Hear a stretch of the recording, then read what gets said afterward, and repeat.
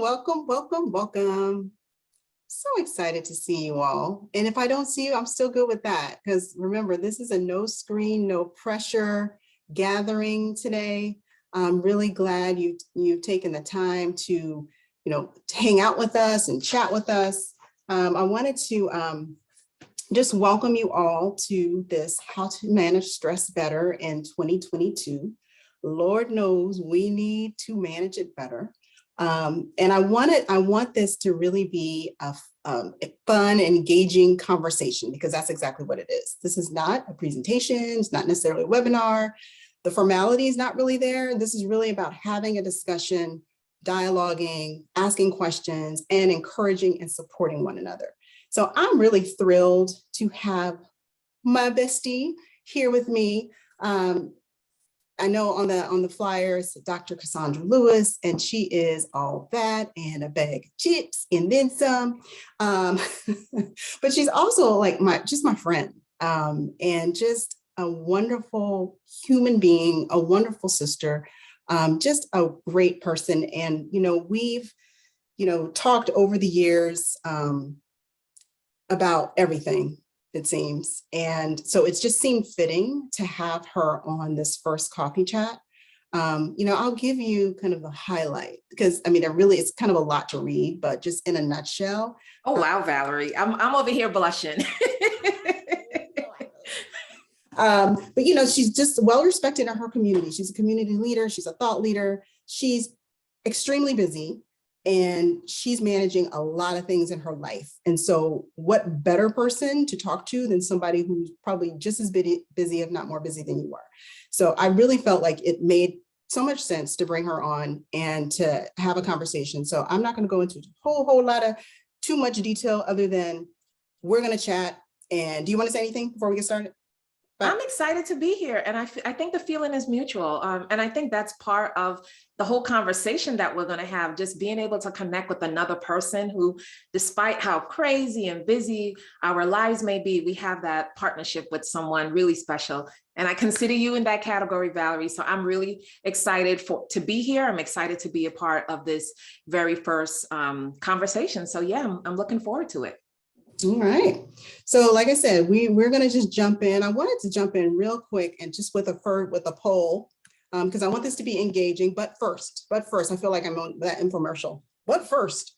What are you all drinking? What are you drinking? You can put it in the chat or show. I've got my cup of tea. I have some water here. Water? I see a lot of water. Okay, I've got my Tazo Energized tea. Water. Okay, anyone else drinking something other than water or tea? Ooh, I see chai tea, iced tea, water. Good stuff. Yeah, iced tea. Okay, awesome. Good. So I'm glad everybody's got their beverage. There's a Diet Pepsi in the house. Okay. All right. Okay, so let's go ahead and just launch with a poll. So I'm going to just go ahead. How often do you feel overwhelmed by stress? And go ahead and just put your answer. Hourly, daily, every few days, weekly, or monthly?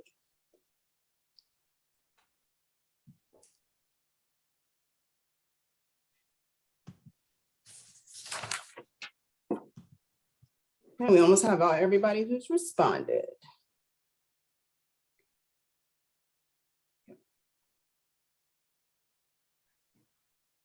Okay, all right, so we'll go with that because we've got a few folks on who are helping with the back end piece. So basically every few days, we got 53% of you said in terms of stress and overwhelm, you're feeling that about, 53% of you said every few days. Okay, monthly 7%. Okay, all right, and hourly 0. So we kind of falling in the middle with every few days. So that's a real good starting point, and I'll share the results. You all see the results? Yes, we can. Okay, so about every few days. So that's completely, normal in terms of feeling stress. It's not uncommon to feel it every few days. And so we're going to go ahead and jump into a conversation about that. So Cassandra, what do you think? Yeah, I think what you're seeing on the screen is certainly part of my experience as well.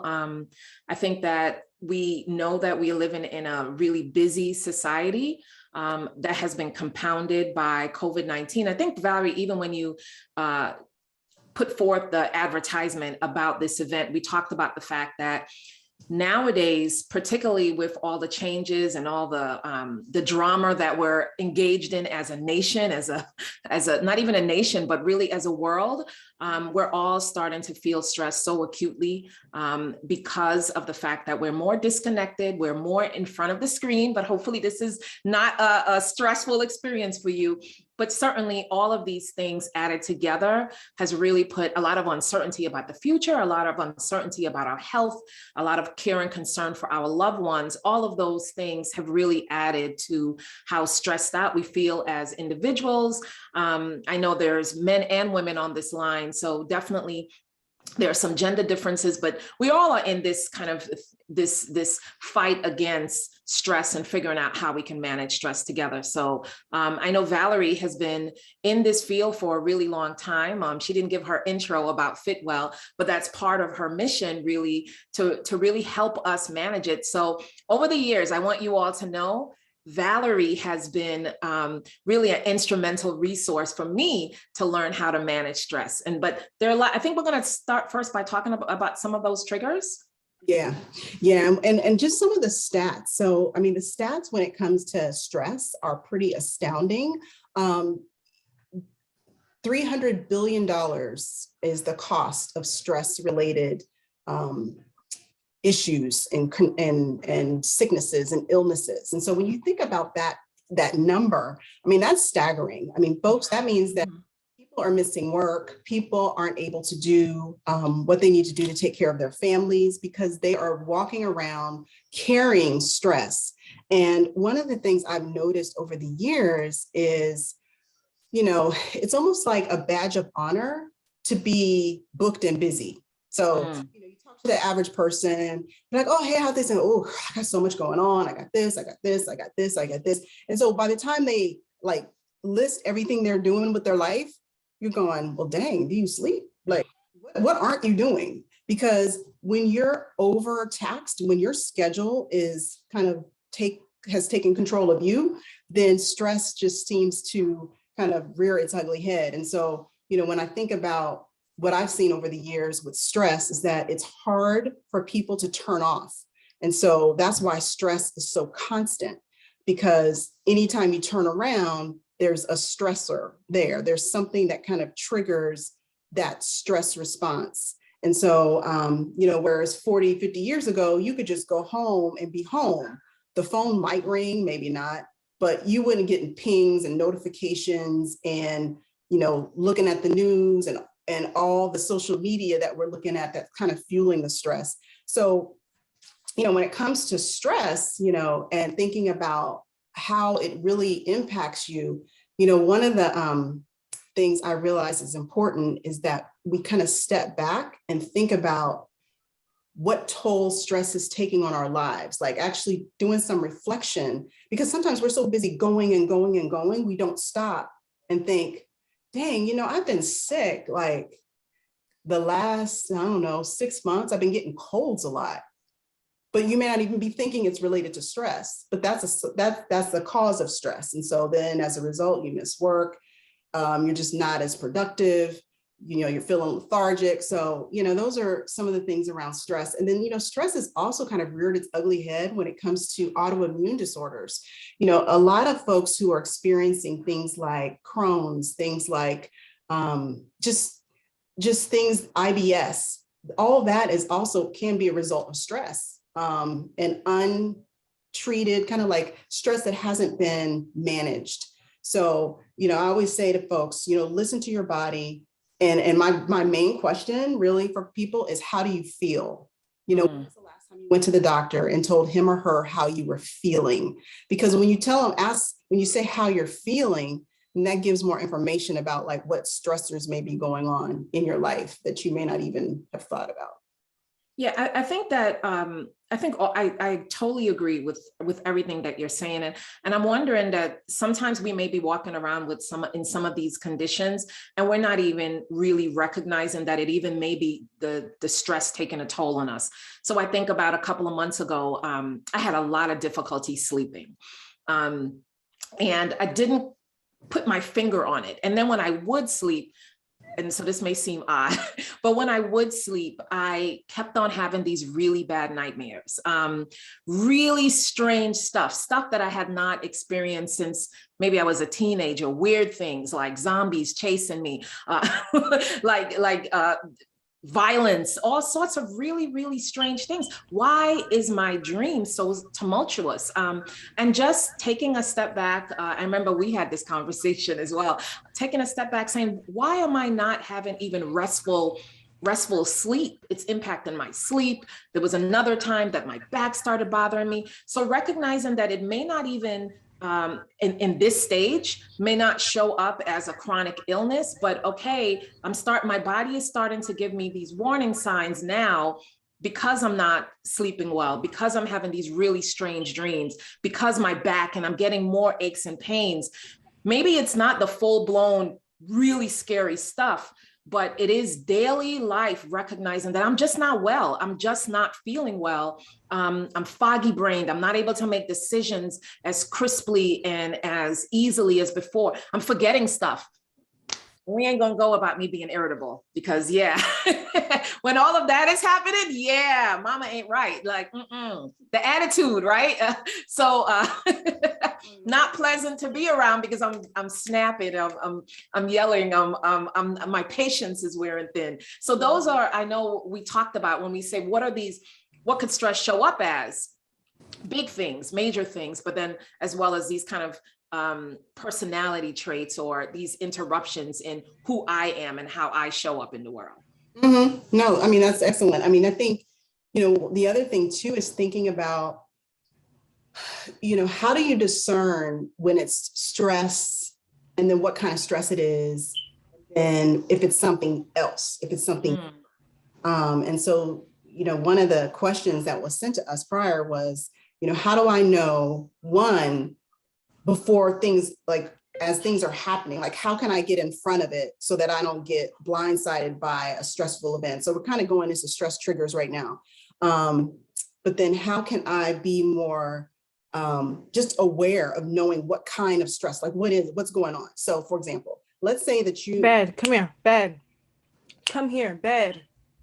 So let's say that you are going to, you got to report to your office and you left late. So you're going to have to traffic and that's stressful. Yeah, I hear you over there making a lot of noise. That's so, you're driving into the office, you're going this route and it's stressful. By the time you get to the office, you're like, oh my gosh, I'm never like, I gotta figure out something else. I gotta do something else. This traffic is just driving me crazy. That's a stressful event. You can get through it. You can get over it. You don't have to go that way again. The next day you can work remote. You could take a different route. You could leave later. So you've got options there. But let's say that you're going into the office or you're dealing with the work situation and a difficult employee. That employee is not going anywhere. Every day you have to interact with that employee. That brings you all sorts of grief. I don't know, or a family member where it's just some constant tension or strain. That can be more anxiety producing and then cause you where it becomes kind of internalized, like that drives like your approach to dealing with the situation. Now it's kind of like that undercurrent that doesn't go anywhere. And so the symptoms of what you're facing, whether it's stress or anxiety, could seem similar. So you could have your heart could race, you could sweat, you could have migraines, those kind of things. But I think it's important to talk about the difference because sometimes people will think, oh my gosh, I'm stressed. And like, that's a bad thing. But sometimes stress gets us through one point to the next. But when it's chronic or when it kind of inches into the anxiety piece, that's when you need to start taking more notice and even possibly get some additional support. So, stress is normal. So I think it's important to normalize the fact that we live in a stressful world. We will be periodically, but the key is to know that The chronic stress, that's the stress that makes you sick. That's the stress that causes injury. And so as you're thinking about, well, how can I recognize stress? Well, some of those things that I just mentioned, the racing, heart racing, sweaty palms, migraines, those kind of things really do make a difference. And so just by a show of hands, do you all feel like there are certain things that happen physically that cause you to feel stress just by a show of hands? I'm just curious. Yeah. Yep. And it's one of those things that I remember my grandmother, I love grandmama. Grandmama used to say, baby, you just can't worry about everything. You just can't worry about nothing.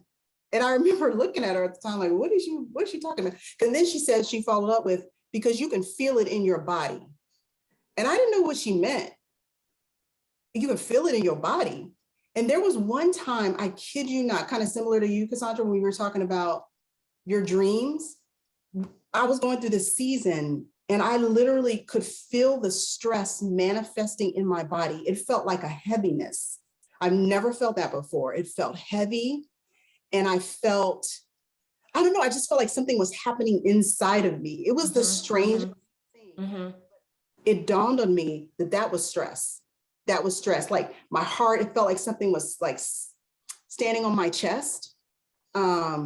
And, if I kept just going, I don't know. I just don't know. But I'll never forget that feeling, because that's when I knew I needed to do something a little differently. I needed to make some changes. And so I'm curious, what did you do after those dreams? Like after you had those dreams?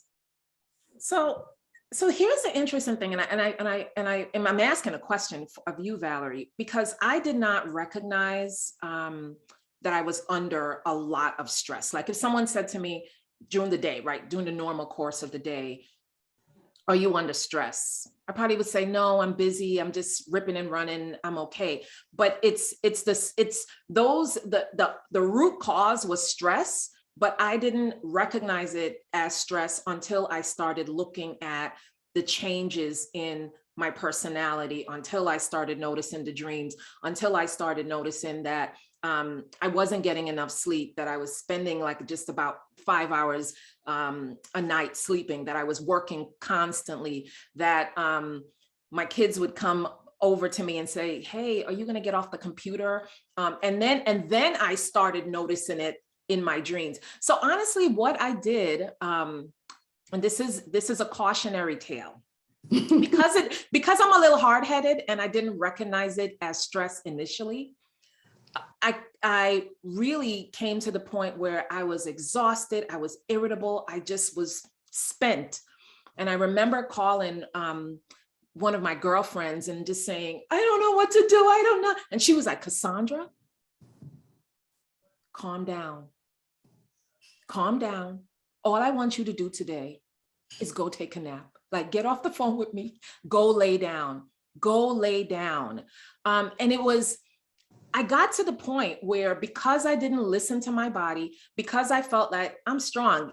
Hey guys, let me tell you, my maiden name is Francique. And what I could tell you about Francique women is that we go hard. Yeah. And I wore that, talking about a badge of honor, I wore that as, you know what, Francique women, we handle our business. No matter how hard it is, no matter how tough it is, we keep grinding.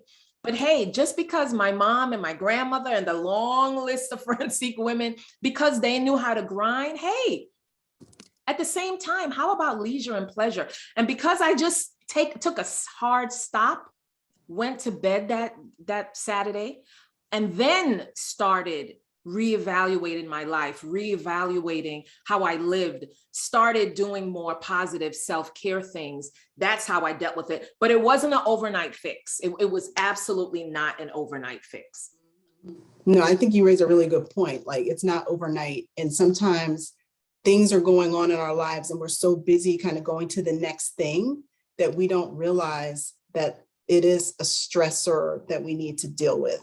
And when people start noticing, like, the kids were like, are you still on the computer still? Like, sometimes people will say things and there'll be like little messages that you get that, something's going on. But it's interesting, but the key is that it's not overnight, and it's not, and to that point, I was thinking about that feeling when I was feeling the stress in my body. That happened over a period of time, over weeks, Wow.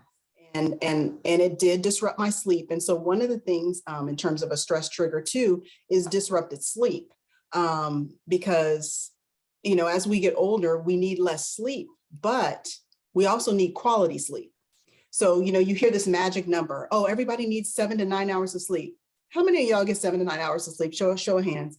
And and it's restful sleep. Okay. Does anybody use a sleep app so they know for sure it's 7 hours? Or you're pretty sure it's 7 hours? So, okay, good. So, sometimes, because I just knew I was getting 7 hours of sleep. In fact, I preach that, right? I'm like, everybody needs 7 to 9 hours of sleep. You need to go to. Then I start tracking my sleep. And I got up and I went, no, that's not right. It must be malfunctioning. This can't be right. I was getting 5 hours of sleep. Now I would tell somebody, ooh, if you get 5 hours of sleep, you're not going to be functional. You're not going to, what I mean? But then here I am, not getting 5 hours. I'm getting 5 something hours of sleep. And then it occurred to me, well, I'm feeling that stress in my body. So I'm really not even resting. So I would be in the bed for 7 hours, but only really sleep 5 hours. Wow. So yeah, that messed me up, y'all. I was like, here I am, like 7 hours, 7 hours, 7 hours. And I'm like, oh, for real? I can't, dang, what am I doing wrong?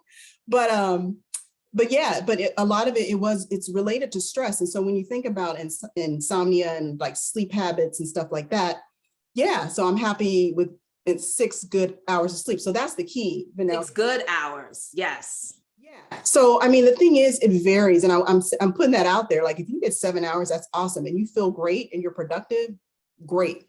If you're getting 5, 6 and you're feeling good and productive, every now and then you might need to just adjust it and just see where you are in terms of productivity. But the thing I realized is dating back to when I first had our kids is that I would sleep very erratically then. And I didn't even think about it. So I would sleep 4 hours, get up, do my thing, come home, nap. So my sleep was all over the place. So I didn't even realize that was probably a contributing factor. But yeah, I think the key is just to make sure that you recognize some of those areas like insomnia or just not resting well or not feeling rested, being in bed 8 hours, 7 hours or so, and then still feeling like you're dragging and feeling like you need something to help you get going. Like, oh, I need my coffee or I need this. Well, that's a good point, Val, because I saw the comments about some people in the chat said they get about 5 or 6 hours. And I'm sitting here wondering that, okay, so I believe that I could sustain myself with 5 to 6 hours of sleep as well. But then what I notice is that towards the end of the week, I am starting to have that fog brain. I'm starting to feel like I can't concentrate as clearly. I'm not as creative. The ideas are not coming. So I think sometimes we get used to getting less sleep and we think we're okay. But in fact, our bodies need so much more than what we're even giving them. So I would really, so not to dispute someone who said, just give me 6 and I'm good. That's not what she said. I need 6 good hours of sleep. But sometimes we're just dealing with 5 to 6 hours when we actually need more. And you could really start taking inventory. Yeah, 5 to 6 is not okay with me as well. I tried to live it, but then when you start noting, I'm not functioning in the way that I should. And that the sleep deprivation, definitely the research is coming out so clear now that it has significant negative health effects on our body. And that's one of the ways that we really have to start taking care of our health, our self and manage our stress. So good stuff. Yeah, and I know when we were talking about sleep, because I know that's been a conversation we've had about like how to get more rest and just be more rested. There's studies that show that the less sleep you get, like if you do get 5 hours or less of sleep, in terms of your hormones and regulation, things happen to your body in terms of repair, rejuvenation, and hormone balance. And if you get less than 5 hours of sleep on a regular basis, that has been attributed to weight gain, cortisol production, belly fat area, like that there is the research that backs that up. So, you know, kind of to your point, Cassandra, if you are getting kind of that 5 to 6 hours, if you get a little bit more, even if it's just 15 minutes at a time, increments at a time, that could make a difference. And it could make a difference, especially if you're dealing with weight or, you know, just high stress, because that's a cortisol fueling zone. And we know cortisol is that hormone that is dangerous to your health. You can do a test, actually, a cortisol test in your labs to see, how to see where you are and then use that as a baseline for improving. So Kathleen asked a great question about naps. And so, you know, naps has gotten a bad rap. You know, sometimes we hear people say, oh, no, you shouldn't do a nap because it'll mess up your circadian rhythm. And there are lots of studies on how effective napping is, but there's a number, 26 is the sweet spot in terms of a nap time. So if you're going to take a nap, you know, you don't want to take a 2-hour nap because that will throw off your circadian rhythms. But 26 minutes seems to be the sweet spot for a productive, restorative nap that won't disrupt your sleep. And I've tried it. It doesn't work. 26 minutes. You know, you could do a little bit less. Anything more than that kind of starts messing up your sleeps. But it is a good idea if you are dragging and sometimes you kind of need that little boost. A nap is okay. And okay, I'm gonna share a funny story. So I did it when the kids were younger, but I still do it now. Sometimes it'll be the middle of the day. It'll just be a rough, a busy day, grinding, probably didn't get the sleep I needed. I'll take a nap so that I can do the dishes. I'll say, you know what, I need to take a nap so I can like clean. And I will take a nap, and then I'll do the dishes and I'll feel so much better. It's almost like, and I've given myself permission to do that. No, I've got to like do this. I got to do this and this before I go to bed. I'm like, you know what, fuck that. I'm taking a nap because then I'll have the energy to do the dishes. Then I'm not as mad when I do the dishes or when I have to do something. It's funny. So me and the dishes and naps. So thank you. Love it. Kathleen, did you have another question? I noticed your hand's been up. Did you have a question or want to make a comment? I just wanted to make a comment about the two things you and Cassandra mentioned that I've experienced. So one, your point about being in tune with your body, I am all on board with that. I had a situation where I needed to make a decision. I had a conversation with someone and then I went to think about it and I got indigestion. And I told myself I was just in tune with my body and my mind at that point, and I knew it was the wrong decision. And so my body was telling me, and I actually listened instead of thinking I ate something wrong or whatever. And then one other thing you said about being stressful because you're in traffic or et cetera. I have this year, I'm using my planner really effectively. And if you plan your day the night before, what I've learned so far, it's January 30th, is it reduces your stress level because you're prepared for your day. So if you plan, you have a meeting, traffic, whatever, transportation time, and just planning your day the night before reduces your stress level is what has happened to me.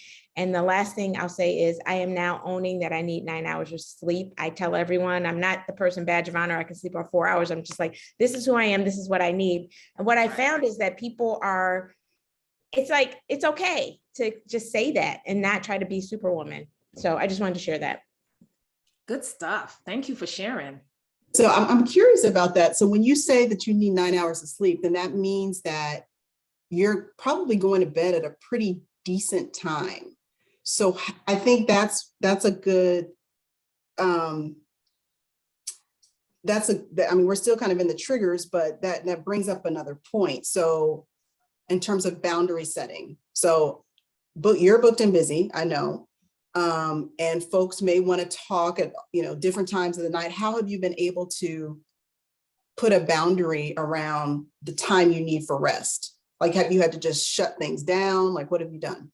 So the one thing I love about my iPhone is you can put it on notifications, not taking calls, not taking texts. So it's actually like it's telling people, oh, she's signed off. And then when I do talk to friends and family, I try to multitask. So if I'm doing that, I'm doing something else. So I'm either Swiffering, I'm like preparing for my next day, like what I'm going to wear. But I'm doing something else when I'm talking to people as I'm trying to wind down my day. Or if it's during the day, if I'm walking my dog, I'm also talking to you. So I'm trying to like do two things at once because I only have, what I'm trying to honor is I have this much time to be productive because I want to dedicate this much time to rest and restoring myself. Mhm. So what I found is that if you do it, people are like, oh, that's really cool. I'm doing that too. So it's kind of like it's a ripple effect of people. Like I just also recognize I need 20 minutes. I love 20-minute showers. And people told me, I take 3 minutes. Why would you need 20 minutes? I'm like, I don't know. It's my wind down. And so I tried to get it to 10 or 9. I can't. So that's another thing that I'm just like, if I want 9 hours of sleep, I want a 20-minute shower. It backs up to like, this is when I need to wind down. So as you tell people what you need to be a good, happy, positive, productive person, people honor that is what I found. Mhm. I love it. And that's great modeling. In fact, I think that's a great segue into kind of like simple ways to manage it. Because again, we talked about, and you addressed this a little bit, Kathleen, in your comment, but how can we manage stress better in 2022? Cassandra, you and I have been talking about what we can do. And one of the conversations we had recently was just around using your calendar, controlling your calendar, so it kind of builds off of what we just talked about. So, we're busy, we're managing a bunch of things. What are some tips that you do to kind of manage stress, given all of your roles, your wife, mother, you in charge of things and people, what do you do? Well, I really love what Kathleen just said. I think I practice a version of that. She does hers the night before, and perhaps I'll have to pick up that strategy. I kind of have a sense the night before, but I think I really get into it in the morning. And talking about boundary setting, that has been one of the ways that I have really tried to take control of my calendar. So we have. I'm writing a book with a dear friend who's online now. So shout out to Fania. I'm writing a book with her, and we have been, and Fania, I'm gonna put all our business out there. Oh girl, putting all it out there. We've been writing this book for 4 years. And so we decided this past December that this is it. 2022 is the year that we're going to wrap this book up, right? And what I've noticed is that over the years, as we've tried to get into the rhythm of writing, because we didn't plan for it in a really substantive, strategic way, we weren't spending the time. So being really clear now as we get into 2022 about my calendar, about my writing time, about really making time to write. Back to what Kathleen said, backwards planning. In order for me to get up in the morning at 5, which is when I get up, in order for me to get up at 5, I'm going to need to go to bed at 10. In order for me to get to bed at 10, and then I back it. What do I need to accomplish so I can get to bed at 10? And then setting those clear boundaries and having those conversations with my family, and then making sure that I actually plan for it. So when I wake up at 5, I am writing, I am getting my workout in, and then I'm going to start the day with work. And so taking control of recognizing that I have to just really lay down some priorities and fit them in, plan for them. They're not going to happen automatically. They're not going to happen by happenstance. If I don't plan for them, schedule them, those things that I really care about, what I really value, won't get done. Right. And so that's how I've managed it. I am also dependent on really fabulous friends to model self-care. And that's one area that I am trying to do better at, planning for, scheduling self-care as well. But to me, that has been really game-changing in my ability to manage stress and be more productive. Mm-hmm. Mm-hmm. No, that's awesome. And I think that the calendar piece is so key, because sometimes we can feel like stress has taken over our lives and we're being controlled by stress. Mm-hmm. No. We do have control. I think of Janet Jackson, control. It's true. We've got, exactly. We do have control. And I want to say that because as women, we can feel like we don't, to some like extent, the schedule and everything around us is in control. No, like the planning piece is key. Planning your day the night before, first thing in the morning, so that you've got boundaries around your time. In fact, I've started something recently called time boxing, and I use the Pomodoro method, where I will literally focus on one thing at a time. Because, I used to pride myself on multitasking. Ooh, I can drive a stick shift and eat my breakfast. And I used to do that. So I would pride myself on being able to do all these things. But then I realized how ineffective I was being. And so what happened is that started kind of this stress, these stressors, because I was always doing something, but not finishing things because I was distracted doing all these other things. So by time boxing, I literally have scheduled everything down to even relaxing. So relaxing, ooh, deep work is a great It's a good one. Thank you, Kathleen. But literally, even my chill time, I used to feel guilty for chilling. And when I would chill, I would do the laundry. What? Because then I don't know, it was false guilt. But literally scheduling your time, so you've got these time blocks where every hour basically is accounted for. And what that does is that gives you control of your schedule. So then you could say, you know what, from 2 to 4, I'm going to do something I enjoy. I'm going out on a nature walk. I'm going to tend to my plants. I'm going to just watch a football game with my family. And that's all that you do. So that in and of itself gives you a measure of like kind of a locus of control over your day, and then enables you to enjoy your life. Because I've talked to some people and they'll say things like, I don't even enjoy my life because I'm just so stressed. Ooh, I mean, you don't want to be at that place. Life is short, as we all know. Life is short, and you want to just be sure that you make the most of every opportunity. So time boxing is one of those things. The other thing I was going to say, just in terms of, and this is kind of along the same lines of time boxing, I've started being very strategic, and this is one of the strategies of managing stress, about what I watch on television. So in terms of news, I used to watch CNN every night at 6 p.m. while I was cooking dinner. By the time we got to dinner, I was mad.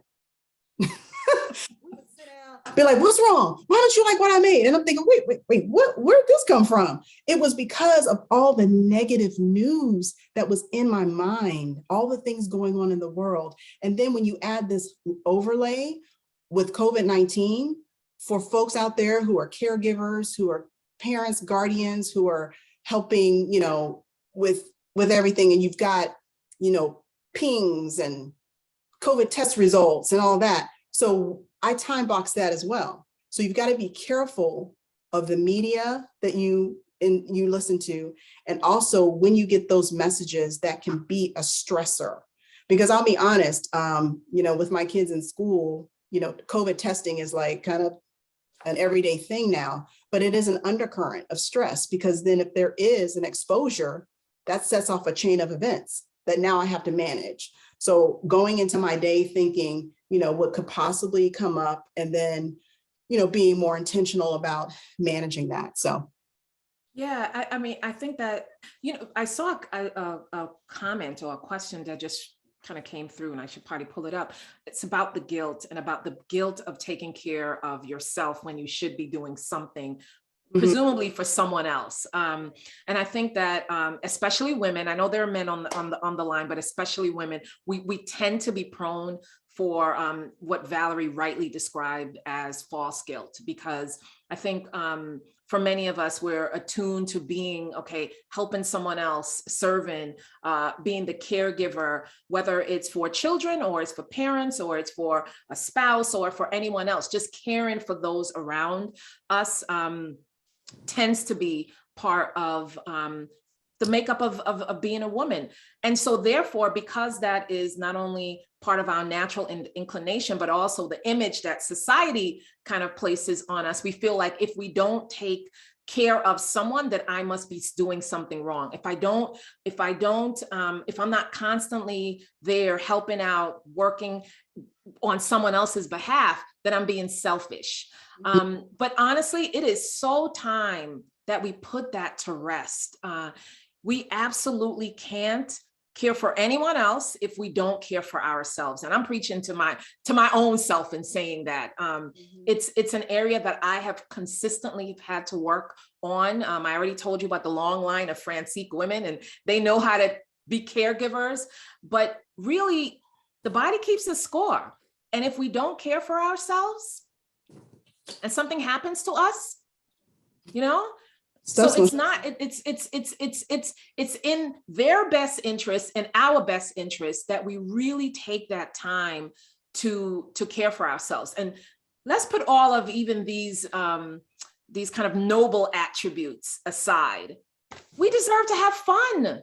We deserve, I mean, forget about, if I don't take care for myself, I won't be there for them. Life is too short not to have fun, not to enjoy it, not to embrace it, not to go out with girlfriends or go out by yourself and just enjoy it. You deserve to have a little downtime, a little fun time, a little hobby time, or whatever time that you want to have. It's so important that we make that space and we make that opportunity without the guilt. It's unnecessary. Right. We don't need it. Right. I love it. You right on. You preaching. I mean, no, seriously, because I know you recently did something with some friends and you planned it. You planned it. And, oh, I love that comment, Leah. God's plan is an abundant life, not a stressful. Exactly. I mean, we work so hard and stuff, so much stuff is going on that being able to enjoy things is a gift, being able to go out with your girlfriends. And that's the other thing in terms of stress management, how to manage stress. A supportive network connecting with others is crucial because we all, we're not an island unto ourselves. I know we're strong women on this call, but we need others to support us and we need to support them. And so another way to manage stress too is getting outside, changing your scenery. I'm a big fan of nature. I've just been like really into nature right now. And so I don't have a green thumb by any means, but I've been like growing some plants and I just love the act of taking care of a plant, going outside and like seeing the trees and enjoying that. If there's something about it, like from a mental health standpoint, that actually enhances like your outlook. And so in your busy lives, think about those things that are beautiful, those things that you enjoy, and put it in your calendar to enjoy them and be okay with that. Because, sometimes we kind of go right through life thinking, well, I got this, my cross I got to bear, I got to do this, I got to do this. And then we let all the things that we enjoy and love and our creativity just kind of go to the wayside until we have time. Well, you know what? You're never going to have time. So you've got to make the time. Yeah. Exactly. Yeah. May have another, I think Kathleen may have her hand up or there may be others. I did. I was just going to out one of my friends on the call since Cassandra did it. My friend, Lynn, she kind of inspired me to do the early morning wake up. So one of my goals for 2022 is to wake up before 5:30 with no alarm. Because Lynn's an early bird, she would text me. I would text this from her at 4:00 in the morning. I'd be like, how does she do that? And so she kind of inspired me to like own the day and start the day earlier and use your hours just more productively. And there she is. And also she's so good about boundaries. Like I would be talking to her and she'd be like, I gotta go to bed. And I'd be like, but we're in the middle of a conversation. And she'd just cut it off. I'm sleepy, I have to go to bed. And I texted her recently, I said, I totally understand you more and deeply and better now that I get up earlier, because now I'm like, I got to go to bed. I got to do this. I got to do that. And so it's like made our friendship better because she's inspired me. I followed in her footsteps. And now I'm like, now I know how you did it and why you're the person you are.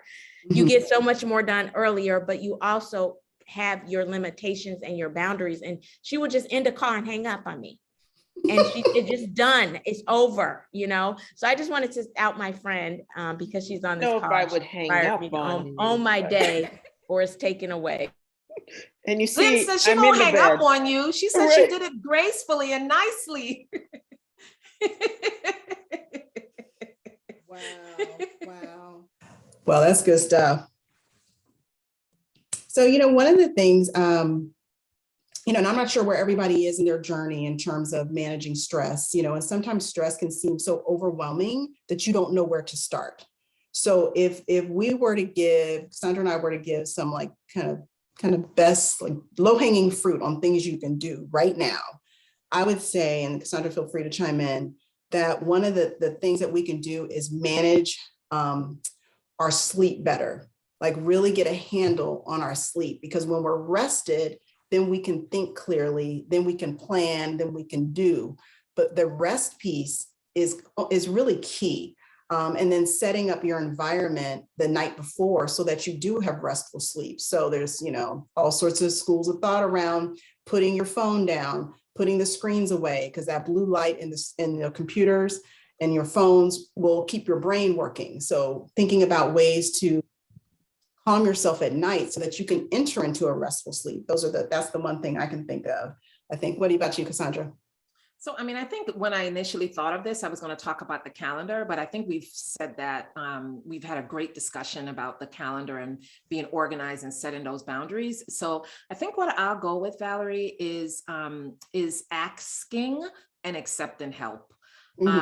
That is another huge piece, I think, especially, and what you hopefully everyone gets from this conversation is that what our stress triggers are so individual to us. What may stress me out, you may do real fine. You may be fine with traffic. You may not have any problems with it. It may be a stressor for me, or whatever the case may be. So we may all have different things in our lives that may cause us stress. And oftentimes some of that can be alleviated because we're overwhelmed with something, that if we ask for help and then receive the help, that can help us manage our stress. And in asking for the help and in receiving the help, then we could do things like schedule our fun time. There may be some individual in your support system, whether it's a friend who gives the support freely, a family member who offers it freely, or someone you need to pay, because sometimes we need to pay for help, right? And that there's no shame in paying for help when you need help. If you need to pay for the help so that you can spend a half an hour in a bath, or you can go for a walk, or you can go for a mini vacation, whatever it is, as you think about your own unique situation, think about areas that you can ask for help, but then don't stop just in the asking. Then receive the help. Let others help you and really allow them to help you carry this load to reduce your stress. I love that. And, I wanted to also add there was a couple of questions, several questions that came in about exercise and stress. And so there are all sorts of, so obviously exercise, I mean, that's a whole nother conversation, but in a nutshell, when you're thinking about managing your stress, you want to think about managing the kind of stress you put your body under when you exercise. For example, if you are under a tremendous amount of stress, getting 4 hours of sleep a night, I don't recommend doing something high intensity like cross. That's very stressful on your body. So think about your stress levels in life, and then you want to kind of adjust your exercise accordingly. So if you're under a lot of stress, a walk and stretching will do the job. Because stress, whenever you exercise really hard, you put your body under stress, and it's kind of all part of the physiology around exercise. But when you put your body under stress, when it's already under stress, then you're more prone to injure yourself. And if you do injure yourself, sometimes the recovery takes longer as you age. And so you want to just be mindful of that. So if you aren't already stretching, I would advise you strongly to get into like a regular stretching routine, because that can also help with relaxation. And you don't have to do yoga to stretch. Sometimes people think those are one and the same thing. You don't. But stretching on a regular basis, because tight muscles and pulled muscles and aches and pains, that in and of itself is stressful. There's nothing like getting up, but stretching has so many positive benefits. And so, again, as you're exercising, if you're under a lot of stress, maybe dial it back a little bit, still get your exercise in, you can still get your heart rate up and everything, but you want to just kind of be mindful of that, because sometimes that can be kind of something that rears its ugly head. Yeah. Valerie, we also spoke about meditation, and that's one and so sometimes people say, well, I can't meditate because my brain is always just going too fast, and I try to meditate and I'm thinking about the laundry list and all sorts of crazy stuff. So I know that in the past that has also been challenging for me. But I also want to say that is a real easy, simple thing to do. And you could just do it for a very short span of time. It doesn't have to be some hour-long meditation. You probably have to build up to that anyway. But if things are especially stressful in the moment, having that opportunity to steal away, if you need to just go to the bathroom, close your door, your own little office. If you don't have an office, everyone has an office. If you have a bathroom, you have an office, right? You can go in there, you can close that door. You can just take a moment. You can just take a moment to breathe. We were doing a study at our church a couple of months ago, and it talked about this woman, and I can't remember the specifics, but apparently she had about 10 kids, and she was in, her house was just like a one-room house, and it was talking about how she really helped one of her sons become a giant of the faith. But he talked and reflected about her in a one-room home with 10 kids. She used to take her apron and put it over her head. That's her office. She would just, and all the kids knew, if you see mama sitting there with her apron over her head, you leave that lady alone. She is going in, she is relaxing. She is gone into her own meditative space. And so I don't think many of us on the call may be in a one-room environment, but however big your house is, right, or not, knowing that you can create that sanctuary of peace, be creative about that. That's right. Go into the bathroom, take a moment, deep breathe. Let's get an app, a meditation app, or just take some deep breaths to set yourself in that place where you can reduce that heart rate. You can let some of that stress roll off for you in just with a quick 2 to 3 minute meditative practice. I agree. I love that. I love that. And then, just music, music is so powerful too. Just listening to calming music or even, environmental sounds, like whether it's running water or the beach or the ocean or something like that, can really be soothing as well. So again, there's so many tools out there that we can use to help manage our stress. So we should definitely use them. I wanted to, we're kind of getting close to our time. What we'll do is, thank you, Kathleen, for that.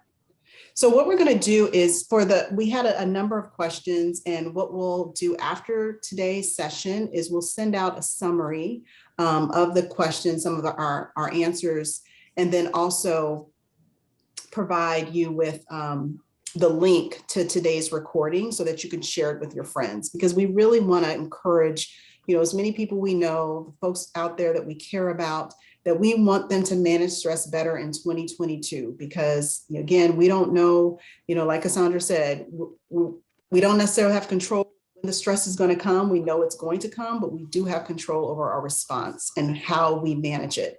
And so hope that some of the information that we share today is helpful. Well, all of it, actually, all the information that we share.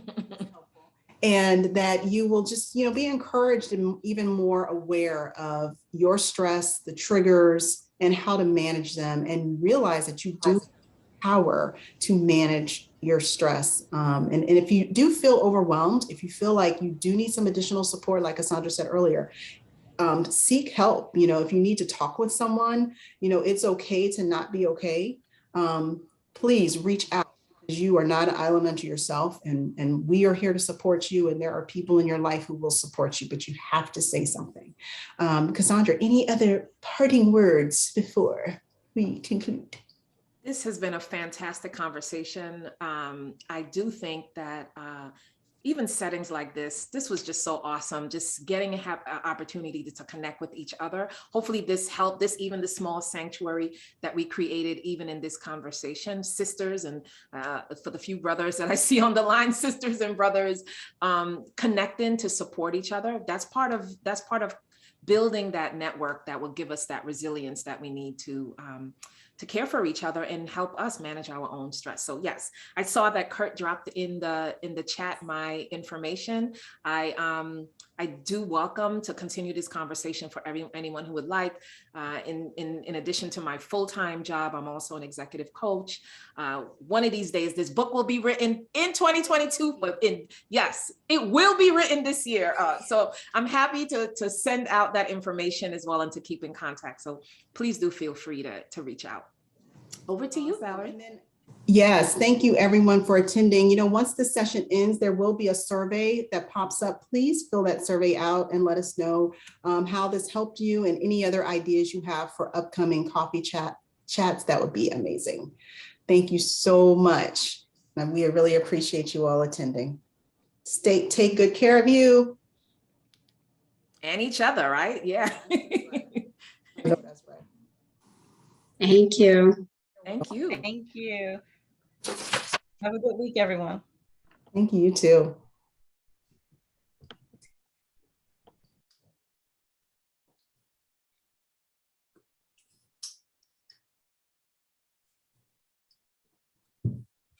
Valerie, what type of tea did you say you're drinking? Tazo. Tazo.